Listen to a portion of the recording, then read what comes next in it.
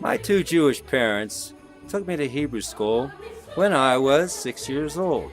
This was in addition to attending Sabbath services every Friday evening and Saturday morning, which also included Sabbath school. You see, Jews educate their children from the cradle. Although I was steeped in Yiddishkeit, that is, the Jewish experience, throughout my growing up years, my fondest memory was singing Christmas carols with my Gentile friends. Every December, we would go door to door throughout the neighborhood, singing Christmas carols such as O Come All Ye Faithful and Silent Night. One Christmas Eve, after finishing a rousing rendition of Joy to the World, the man of the house came out from the living room to the front porch, pointed right at me, and said, "What's a Jew boy like you singing Christmas carols?" Well, with tears gushing out of my eyes, I ran home and I asked my father, "Dad, why don't Jews believe in Jesus Christ?" My dad answered, "Son, you can sing Christmas carols as much as you want, but one thing you've got to remember. You were born a Jew and you will die a Jew. Jesus Christ is for the Gentiles. He is not for us." I thought to myself, I got to ask my rabbi about this. While visiting my grandmother in the hospital, there was the rabbi. He was right on the hospital foyer. I went up to him and I asked him the same question I asked my father. Why don't Jews believe in Jesus Christ? Well, the rabbi spit right on the hospital floor. I was appalled. Then he stared at me with daggers coming out of his eyes and said to me, "Don't you dare ever name that wicked name again." Boy, I was really appalled. Soon after, my mother took me to my cousin's bar mitzvah. It was in an old synagogue. When we walked in, I could just smell this musty smell. And I looked around, there were Jewish stars everywhere, and I started getting sick. I wanted to vomit. I wanted to run out, but Mother grabbed me, and after 3 hours of sitting through that service, I kept on saying to myself, Judaism is a religion of death. Judaism is a religion of death. But the watershed came during my bar mitzvah class. There we studied comparative religions, and Mrs. Schechter was the teacher. Mrs. Schechter was built like a bulldog. We studied every religion under the sun. Buddhism, Hinduism, Islam, Jainism, Baha'i, but we didn't study Christianity. It wasn't until the end of the bar mitzvah school year that Mrs. Schechter gets up from the desk, stands like a bulldog in front of all of us and says, "Children, we're not going to study Christianity. You see, Christianity was started by a man named Saul, who was a self-hating Jew, who hated his Jewishness so much that he changed his Jewish name to the Gentile name of Paul. Thus, we're not going to study Christianity." Oh, I thought to myself, how in the world can we eliminate Christianity? Christianity informed Western civilization for the last 2,000 years, and we're not going to study it? I said to myself, one day, when I leave my family, when I leave my synagogue, I'm going to study it for myself. And this I did. When I was in college, I got myself a New Testament, and I started reading the life of Jesus Christ. Well, I was just fascinated with the person of Jesus, how he went out into the crowds, rubbed shoulders with the everyday people, and spoke about everyday living experiences and applied it to spiritual things. I thought this was great. I couldn't put the New Testament down, and soon after, I did embrace Jesus Christ as the Messiah, started attending church, and I left Judaism. That was in 1971. Now it's 2010. And as I reflect upon my decision and think about what I understood as a child, that Judaism was a religion of death, well, I think I've been vindicated. Look what's happening now in the Jewish state of Israel, where Judaism is supposed to have been at its ultimate expression. Well, the Israelis are murdering innocent Arabs. They've made the Gaza Strip an open-air concentration camp, and they are on a quest for ethnic cleansing. Oh yes, Judaism is a religion of death, and I was right as a child. As president of the Brother Nathaniel Foundation, where we are working to bring back Christianity as the main religion in America, which has been usurped by Judaism, I reflect on my decision of having left the religion of my parents and my forefathers. And after 40 years of having left Judaism, I can only say I made the right decision. The conflict between Israelis and Palestinians in the Middle East still shows little sign of a peaceful resolution. But in New York, there's a group of ultra-Orthodox Jews who are devoted to the Palestinian struggle. And as Marina Portnaya discovered, they believe an end to the State of Israel is the only solution. Every rally, Free Palestine! every demonstration, Palestine!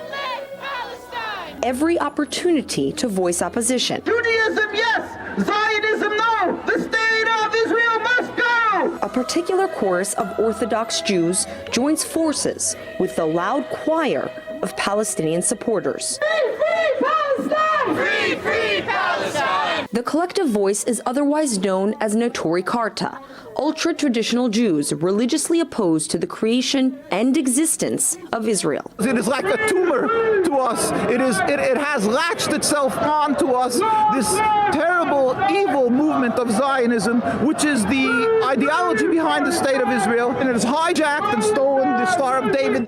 According to Rabbi Dovid Weiss, Jews were exiled from the land of Israel because of their sins. Netori Karta worshippers believe restoration of the land should only happen with the coming of the Messiah.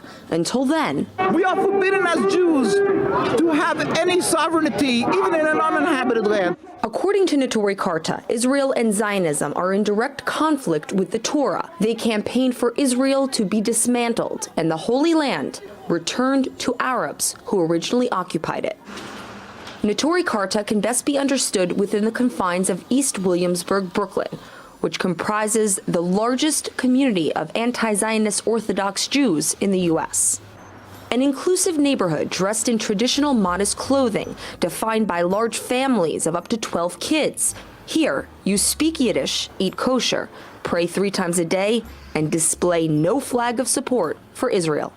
Rabbi Dovid Feldman says activism plays a strong role in the religious life of Netori Karta Jews, and this includes meeting with leaders of Muslim countries. They have no problem with Jews as Jews. They can live, they can tolerate Jews, they can live with Jews, and they can host Jews with the greatest respect. They do have a serious problem with occupation, which we happen to agree with. An agreement that has raised eyebrows. Members of Netori Karta have spoken several times with Iranian President Mahmoud Ahmadinejad, who they call a peace-loving leader. We warm respect. They've publicly praised Turkish officials and even traveled to the country last year, visiting injured activists following the Israeli raid on the Gaza flotilla. Very often, overseas demonstrations against Israel have turned violent. From London and Montreal to the Middle East, a bloody and bruising backlash has transpired. Critics have classified Netori Karta Jews as extremists, and Israel supporters deem them as traitors. Even here in New York City, You're embarrassing Judaism. You're a piece of shit with your black jacket, with your long girl. Rabbi Weiss is familiar with the dangers that surround Netori Karta. We must be ready to give our lives to this. It's not easy. A life devoted to their faith, even if it means facing contempt every step of the way. Marina Portnaya, RT, New York. A reckless move, cried numerous nations around the world. Violence will erupt, they warned. But Trump, scornful of world opinion, made his historical decision. I have determined that it is time to officially recognize Jerusalem as the capital of Israel. While previous presidents have made this a major campaign promise, they failed to deliver. Today, I am delivering. To whom? Those deplorables who prefer America first? They certainly didn't vote Israel first. This crowd did. When I become president, the days of treating Israel like a second-class citizen will end on day one.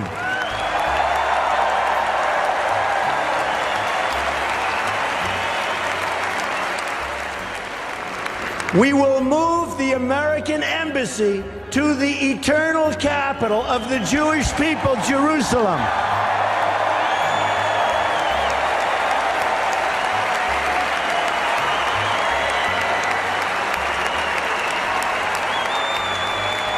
I grew up as a Jew and know something about campaign promises to the Israel lobby.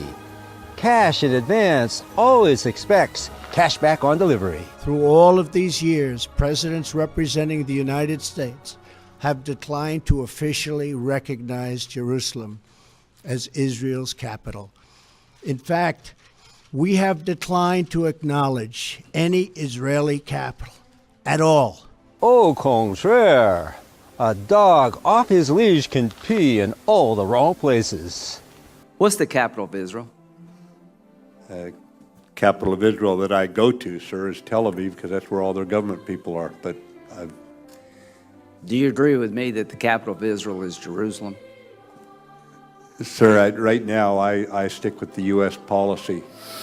Okay. Do you support moving the U.S. Embassy from Tel Aviv to Jerusalem?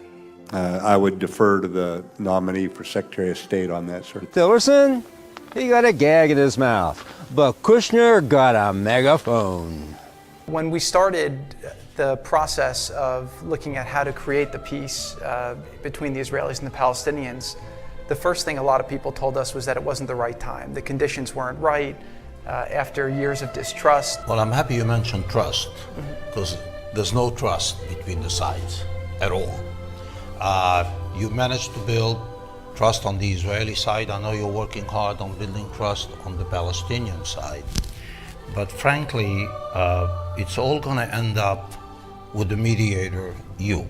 As Mossad's mole in the White House, as the uber-zuber Zionist behind Trump's embassy move, it's been the art of the con all along to let Bibsy dump the two-state solution under the cover of the Trump White House. And Mr. Prime Minister, did you come here tonight to tell the President that you are backing off the two-state solution? Thank you. Why the head rolling, Bibsy? Me give up the two-state solution? Trump to the rescue. So I'm looking at two-state and one-state, and I like the one that both parties like. I'm very happy with the one that both parties like. I can live with either one. Abandon all hope, all ye Palestinians who enter here. Quote, Trump has delivered a message to the Palestinian people. The two-state solution is over, said Saeb Erekat, chief Palestinian peace negotiator. But don't despair. There's the flip side to Trump's dirty deal. Now is the time, stressed Erekat, to transform the struggle for one state with equal rights for everyone living in historic Palestine from the river to the sea. That means equal citizenship, equal rights for both Jews and Palestinians. I kind of like the flip side, don't you?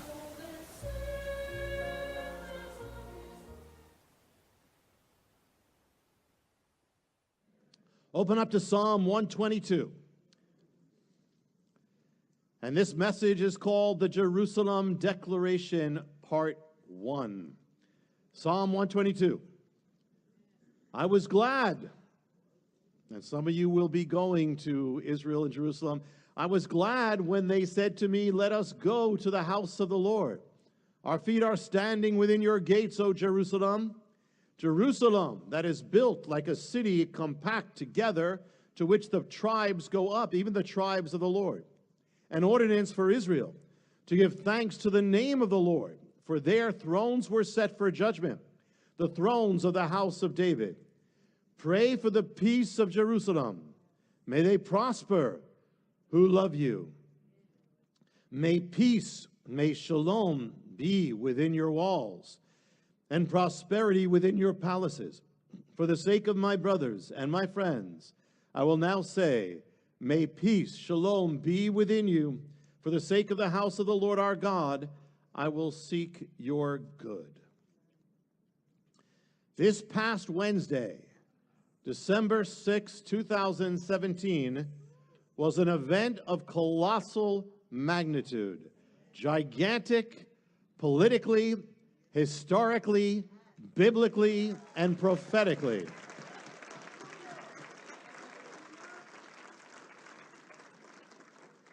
This past Wednesday, America, through President Donald Trump, recognized Jerusalem as the capital of the nation of Israel.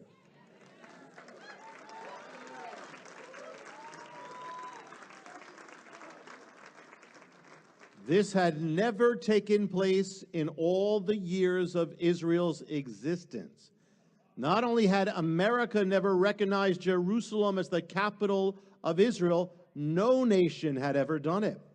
It was the first nation, just as in 1948, through Harry Truman, president, America was the first nation to recognize Israel at the moment within minutes of it being reborn. And like Trump, he had also made that decision against the advice and pressure of many. There was even more pressure against Donald Trump making this decision. What does it mean? Politically, historically, prophetically, and to your life.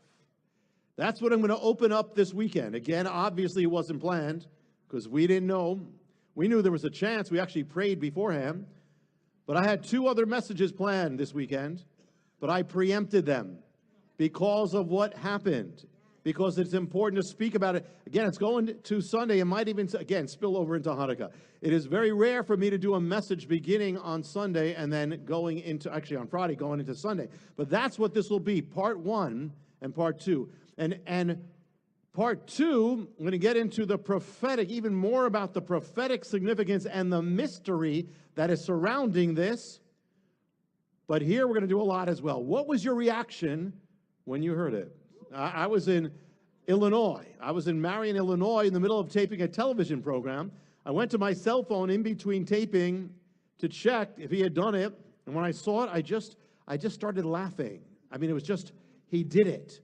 And even though reports were there that it could be, he was supposed to happen, it seemed still a surprise, kind of like the election of Donald Trump. And this is, by the way, it's not political and it's not about, and we got to pray for the Palestinians and the Arabs and the Muslims and the Jewish people just as well, but we're talking about God's ways. I saw the news looking at the same cell phone that I looked at when I was in Jerusalem. When he was elected president, I was in Jerusalem. And it was kind of similar because it was kind of shocking, but it was a good shock. Hang on one second. When the enemy especially doesn't like something.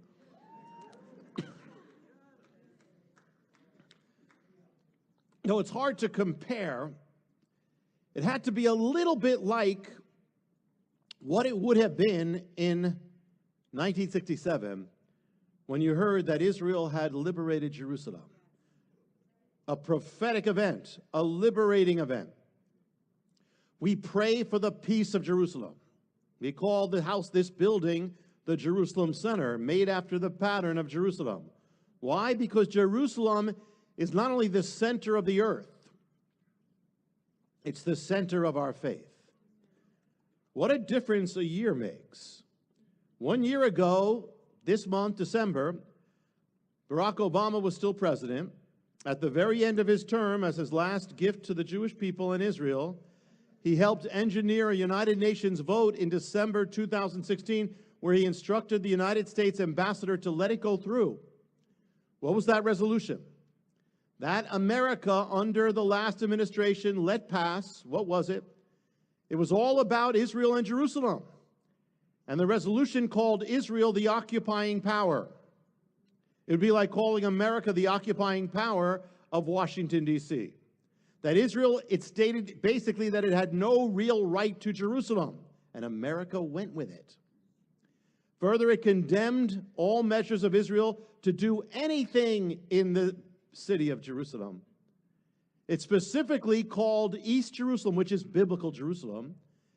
It said, it called it more than once, said it is Palestinian territory. You know, the world talks about don't prejudice the issue. Well, they went full blast and nobody had any problems with this. It was Palestinian territory. And for the people of Israel to live there, do anything there, it basically was illegal. That's what said it was a violation. Amazing. Because in 1948, Jordan took Jerusalem by force and kept it for 19 years and literally destroyed the Jewish quarter, didn't allow any Jew to worship, made the holy sites into garbage dumps. How many condemnations did the United Nations pass against that? 0. A year ago, Donald Trump called on Obama to veto that resolution, but Obama refused. Trump said he would address what happened. But that's what America did under the last administration 1 year ago. And that's how that administration ended. And perhaps this is one of the reasons why Donald Trump won the presidential election. To find out how you can receive more of Jonathan's teachings, to receive special free gifts, or get in touch, go to hopeoftheworld.org or call toll-free 1-800-YESHUA-1. That's hopeoftheworld.org or call 1-800-YESHUA-1. That's 1-800-937-4821. You can also get more at Jonathan Cahn's Facebook page or write us direct at Hope of the World, Box 1111, Lodi, New Jersey 07644, USA. Hope of the World is dedicated to the goal of spreading God's Word and salvation to every land and people.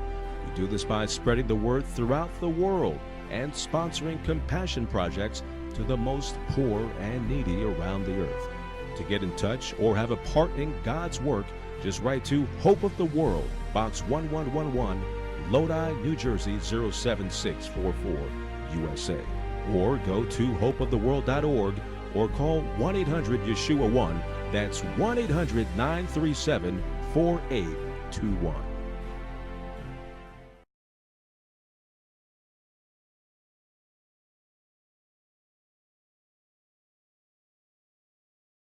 This is a different question, is people who are Christian are asking, why for Jews is Jesus not the Messiah? Yeah, again, excellent question. The question can logically be asked. In fact, I'm sure you know this, the very early Christians did regard themselves as Jews. Jesus himself, of course, regarded himself as Jews, and many of the apostles, in fact, were Jews. Mm-hmm. And they considered themselves Jewish. In fact, Peter himself differed with Paul, and Peter took the position that a follower of Jesus should practice circumcision and keep kosher and keep the Shabbat because they were Jewish. So the question, and of course we have Hebrew Christians this very day, the question is, why can't I be a religious Jew, believe in the Torah, and still say that Jesus is the Messiah? Exactly, that's what they want to know. I would say that Judaism has three fundamental issues with Christian theology. Issue number one, which does not go to the messianic aspect of Jesus, but to the divinity and the Trinity and the Holy Father, Son, and the Holy Ghost. Our problem would be that we believe that God has never and will never assume a human form. And once you deal with the reification or the corporalization of the deity, you are violating a tenet of God to being infinite and non-material. Now that of course goes to the divinity, and that was a later development in Christianity. In terms of the messianic vision, because let's say I say, well, I don't believe that Jesus is God or Son of God, but let him be the Messiah, which we do believe in. So I would say there are 2 points. Point number one is that classical Jewish literature does not accept the notion of a second coming, and that is once the Messiah reveals himself, he will accomplish a designated mission of getting the Jews back to Israel, rebuilding the temple, and hopefully establishing world's peace. Now, Jesus, of course, was crucified. Jesus was murdered before he completed any of those things. And because of that, Christianity developed the idea of a second coming, that Jesus will come back and complete the mission. As I say, as far as normative Jewish theology is concerned, when the Messiah comes, he's going to get the job done, and he's not going to die and then come back. That is point number one. Point number two, which is actually a more important point, is, and again, I'm not going to get into the debate whether Jesus said it or the apostles or later people said it, but the notion that of the New Testament, the notion that God has abrogated his covenant with Israel, and that God has replaced the Sinaitic revelation with justification by faith, which is really Paul's innovation. Paul created the idea that one gets redemption not by works, but by faith. That's called justification by faith. That is a theological postulate that is absolutely inconsistent with the eternity of the Torah and the divinity of the Torah. Now again, I understand one could make the argument that that's not Jesus' argument. In fact, there are passages where he says, I'm not going to abrogate a single letter of the Torah. And yet, even within the Christian Bible, there are narratives in which he implies that certain mitzvot are no longer binding, and certainly Paul took the position that none of the mitzvot are binding.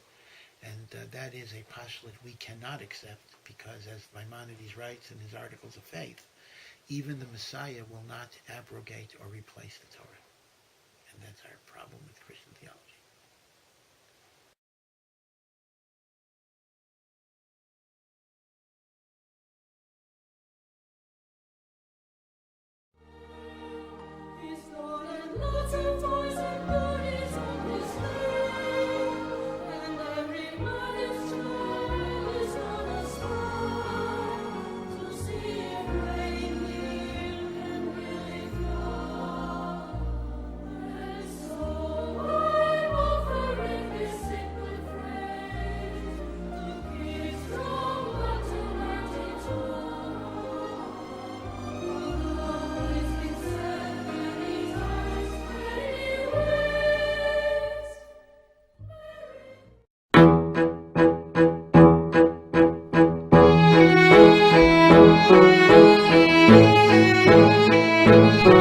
Wise, loving viewers, welcome to today's Science and Spirituality program on Supreme Master Television, the first in a two-part series featuring visionary, best-selling author and a leading figure in the field of science and spirituality, Gregg Braden, whose work blends the profound wisdom of the ancients with modern discoveries in genetics and quantum physics. Through this unity, Mr. Braden believes that both inner and outer peace may be achieved. Mr. Braden was born in the state of Missouri, USA, and during his childhood, his family moved around frequently, exposing young Gregg to a variety of religious traditions. Before beginning his current pursuits, Mr. Braden held a variety of computer-related positions and helped to build a team within a prominent company whose members assure the reliability of the Internet. Let's now learn more from Gregg Braden about his background, which played a pivotal role in his search for understanding. I was not really steeped in any one specific tradition. So I was introduced into the Hindu traditions, into the Muslim traditions, into the Hebrew traditions, and I'm just as comfortable in a mosque or a cathedral as I am in a synagogue or a Native American kiva. And I think it was good for me to have that experience because it opened the door to many possibilities. And what I found was that while all the traditions described a piece of the questions I had, I found no single tradition that described the answer to all my questions. I looked, I couldn't find one that did. And so I began to ask myself, as a child, could it be that they're all parts of a greater knowing? And if it is, what would that look like? To Mr. Braden, the idea that science and spirituality are symbiotic has long been a natural assumption. But I had a belief personally, and I assumed everyone had the same belief. And my belief was simply this: I believed that there is no difference between science and spirituality, even as a child. So I believe that when I studied astronomy and biology and geology and physics and chemistry, I thought that's just the name that we give to the study. But ultimately what I was doing was I was understanding the mechanism of a higher power, the inner workings of nature, and the intelligence that I believe underlies all experience. It was his search to comprehend what contemporary knowledge couldn't explain that led Gregg Braden on a 22-year pilgrimage to some of the world's most remote and sacred places. So my path as an adult I've spent the bulk of my adult life searching for the places that have been least disturbed by the modern world. My thinking has been that if I could find places that were least disturbed by the technology and the thinking of the modern world, perhaps I would find bits and pieces of the ancient knowledge that was lost more intact. Ancient knowledge, but not obsolete knowledge. The principles are powerful. Now, maybe the way we describe it is not scientific, but the principles are powerful and they're valid. So that journey has led me into some of the most isolated and remote and pristine and beautiful places remaining on this planet today. Monasteries in the Himalayas of China, Tibet, Nepal, Bolivia, Peru, all through India, into the American desert Southwest and the Aboriginal traditions of Australia. And although all of the traditions are very different from one another, there's a common theme that links them together, and that theme, I think, is probably what brings us into this room today.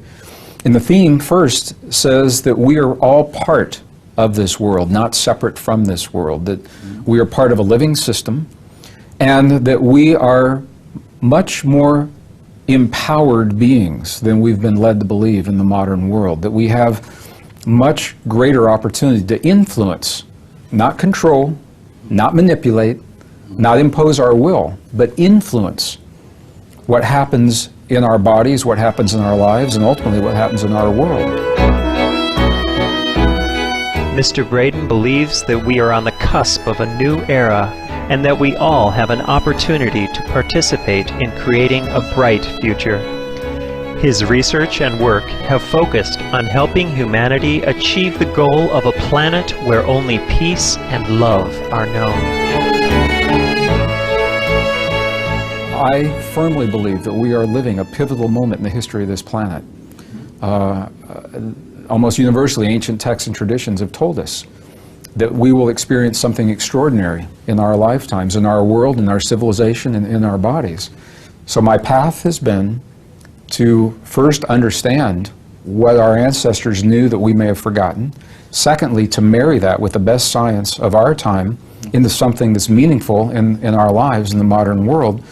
And then thirdly, to find ways to apply that in our lives in ways that we can embrace in our living room, even if we're not scientists, that we can embrace with our communities and our families and our children, ultimately to help us to become better people and create a better world.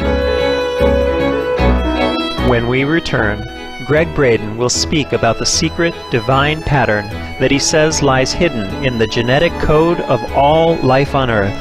Please stay tuned to Supreme Master Television.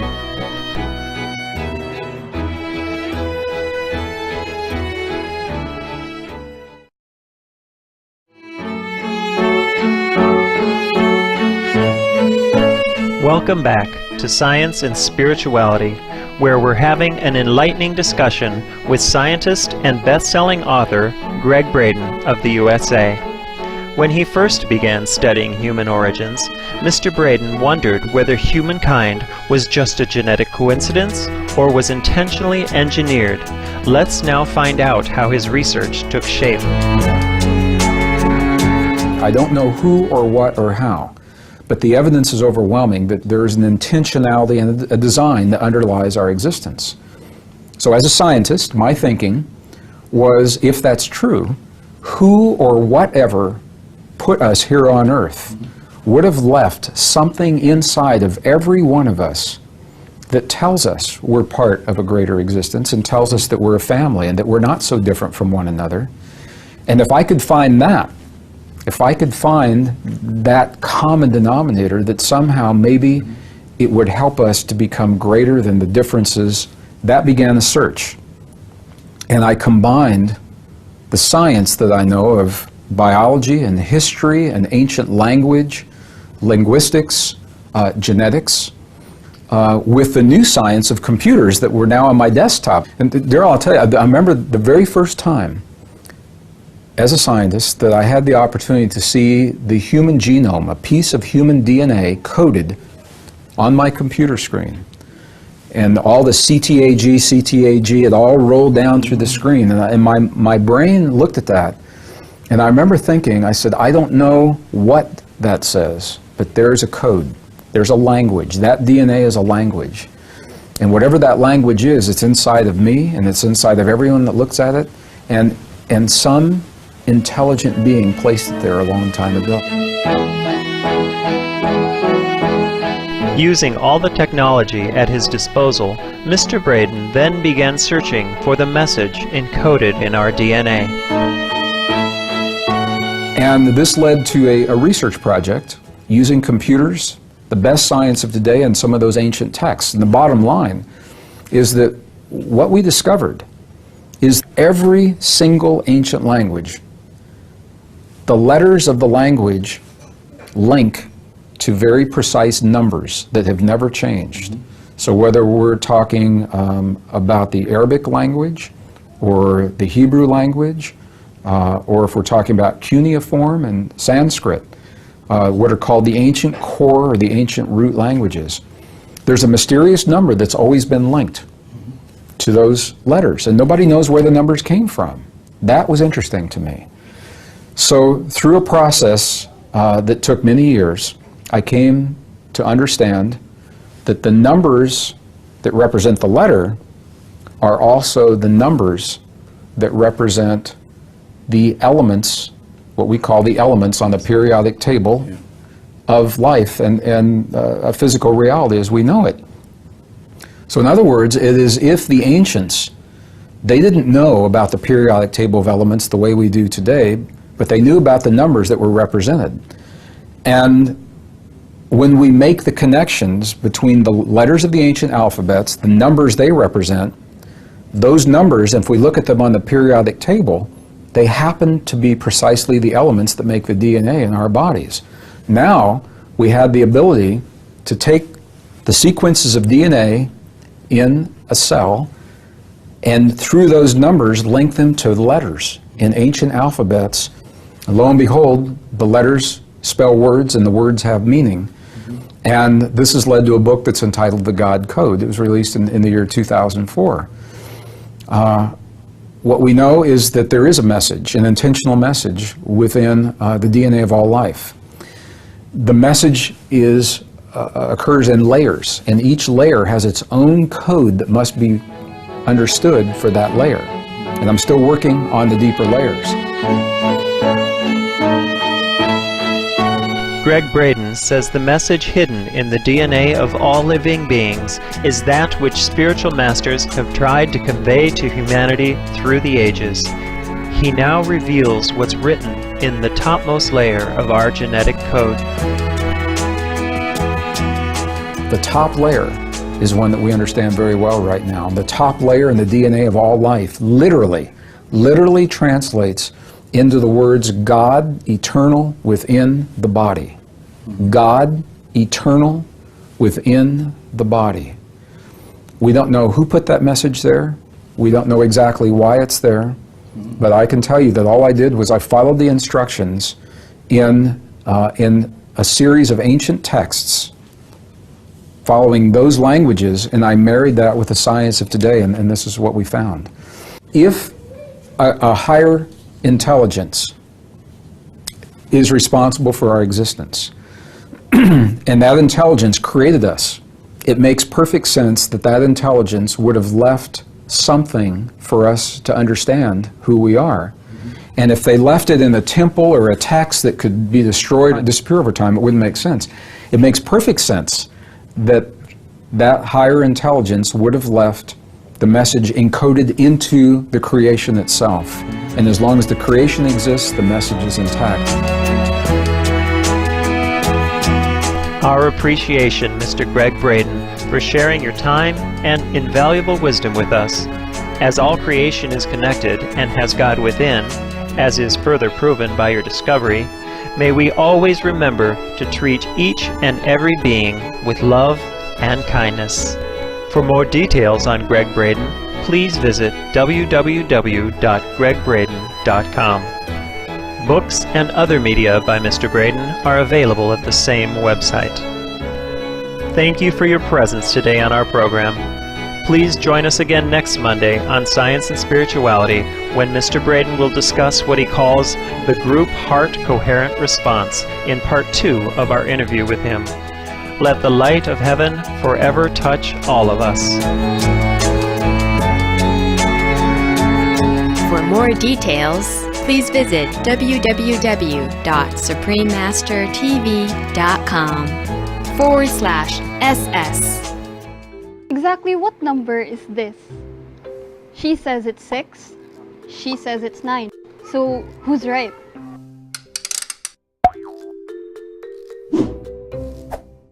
Actually, they're both right.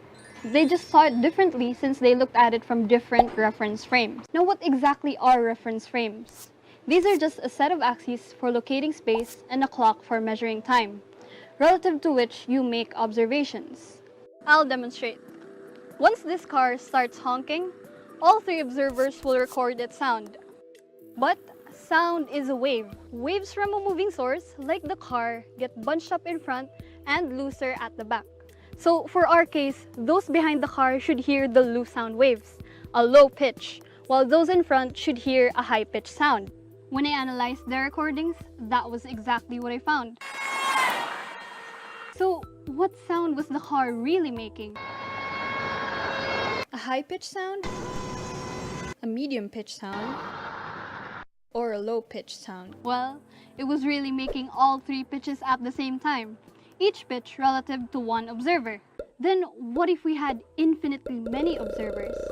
Then the car would be making infinitely many sounds, each sound relative to 1 observer. And even if they all disagreed, no one observer is wrong. What each observes is what the sound is. Similarly, if I throw this ball close to the speed of light, its light waves would also get loosened and bunched up, making it appear as different colors.